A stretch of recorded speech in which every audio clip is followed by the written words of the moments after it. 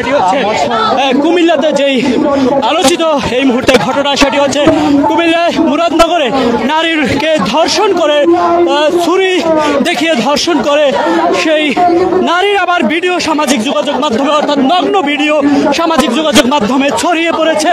যারা ছড়িয়েছে তাদেরকে দৃষ্টান্তমূলক শাস্তি এবং ধর্ষণকারীকে সর্বোচ্চ শাস্তির আওতায় আনার জন্যই কিন্তু ঢাকা বিশ্ববিদ্যালয় প্রাঙ্গণে এই মুহূর্তে একটি মশাল মিছিল নিয়ে বের হয়েছে। সেটি আপনারা দেখতে পাচ্ছেন সরাসরি ইত্তেফাক ফেসবুক এবং ইউটিউবের মাধ্যমে সরাসরি দেখতে পাচ্ছেন।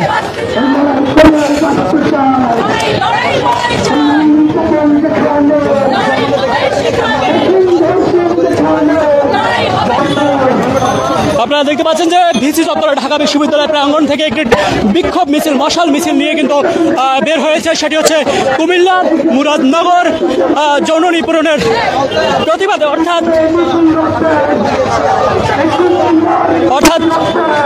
প্রবাসীর স্ত্রীকে ধর্ষণ এবং তারপরে তার ভিডিও সামাজিক যোগাযোগ মাধ্যমে ছড়িয়ে পড়েছে এবং তারপরে কিন্তু পুরো বাংলাদেশে একটি আলোচিত ঘটনা হয়ে উঠছে এই মুহূর্তে।